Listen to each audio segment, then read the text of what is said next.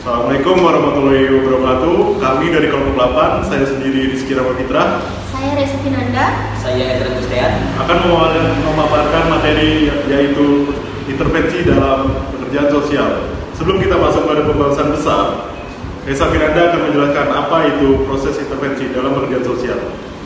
Baik, sebelumnya saya akan menjelaskan apa itu proses intervensi dalam pekerjaan sosial. Proses intervensi merupakan pemecahan masalah yang menggunakan pendekatan yang langsung berkaitan dengan klien.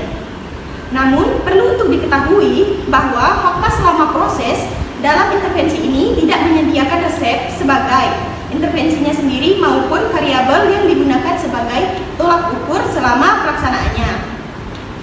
Proses intervensi dalam pekerjaan sosial adalah rangkaian kegiatan yang merupakan pertolongan yang dilakukan setelah kegiatan perencanaan. Intervensi dilakukan untuk membantu individu, keluarga, kelompok, dan masyarakat menyelesaikan masalah-masalah yang dihadapi. Jadi, setelah kita telah lebih lanjut, proses intervensi dalam pekerjaan sosial meliputi tahapan pelaksanaan program pekerjaan sosial, metode intervensi dengan kelompok, praktik makro berbasis masyarakat, membantu individu, keluarga, kelompok menyelesaikan masalah, penyusunan perencana, intervensi, dan evaluasi intervensi sosial. Masuk pada tahap pertama, eksplorasi, penilaian, dan perencanaan. Fase ini menyeratkan adanya kontak dengan klien dan kontrak bersama. Membangun hubungan baik, dalam hal ini penting bagi pekerja sosial dengan klien, yang mana pekerja menganggapnya sebagai orang yang tulus dan penuh pengertian.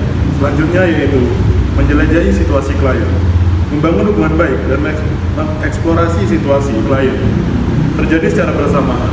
Selanjutnya ada merumuskan penilaian multidimensi. Asesmen juga merupakan sebuah produk karena memunculkan rumusan masalah atau kebutuhan atau hipotesis. Selanjutnya memotivasi klien. Perlu disadari bahwasanya tidak semua klien sadar bahwasanya ia mempunyai masalah yang harus diatasi. Selanjutnya, mencocokkan klien dengan sumber daya dan sistem yang sesuai. Terkadang sumber daya yang diperlukan untuk intervensi tidak mencukupi. Dalam situasi seperti itu, sumber daya perlu dimobilisasi sehingga terjadi kesesuaian antara klien dan sumber daya yang sesuai. Kemudian yang terakhir, menegosiasikan tujuan dan merumuskan kontrak secara bersama. Ketika kesepakatan dicapai, sehubung dengan masalah dan kebutuhan sistem, tujuan dapat dirumuskan. Perumusan tersebut bertujuan untuk mencapai kesepakatan mengenai faktor-faktor seperti apa saja perlu dicapai. Langkah-langkah ini selalu menjadi bagian dari proses bersama antara klien dan pekerja sosial. Baik, selanjutnya kita akan membahas fase kedua. Yang pertama, meningkatkan efikasi diri. Peningkatan efikasi diri merupakan langkah penting selama pelaksanaan intervensi. Yang kedua, untuk mencapai tujuan, perlu pemantauan secara berkala. Hal ini dilakukan untuk memperkuat kepercayaan diri klien. Namun, yang tidak boleh diabaikan begitu saja adalah permasalahan yang akan dihadapi dalam pencapaian tujuan intervensi. Seorang pekerja sosial harus menyadari kemungkinan manifestasi perilaku klien. Selanjutnya, meningkatkan kesadaran diri klien. Kesadaran merupakan langkah utama dalam perealisasian diri. Kita sebagai pekerja sosial perlu mewadahi klien untuk menemukan jati diri. Hal ini dapat dilakukan sesederhana merespons secara empatik terhadap klien. Dan yang terakhir, penggunaan diri oleh pekerjaan sosial. Sebagai akhir dari fase kedua, dalam meningkatkan efeksi diri klien, seorang pekerja sosial harus menggunakan skillnya untuk mencapai tujuan dari proses intervensi.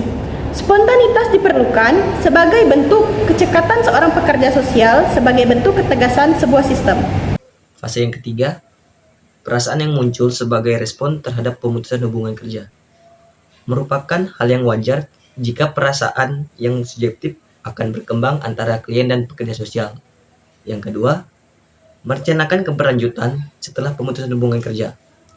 Sangat penting bahwa untuk keberlanjutan harus diberlakukan ketika terminasi atau pemutusan hubungan kerja itu terjadi. Kelanjutan pertemuan setelah terminasi sama pentingnya dengan proses intervensi itu sendiri. Yang ketiga, mengevaluasi hasil akuntabilitas terhadap hasil dan pencapaian tujuan hanya dapat dilakukan jika evaluasi yang objektif itu terus dilaksanakan. Oleh karena itu, pengukuran yang ditujukan untuk mengevaluasi dampak, efisiensi, dan efektivitas intervensi menjadi sangat penting.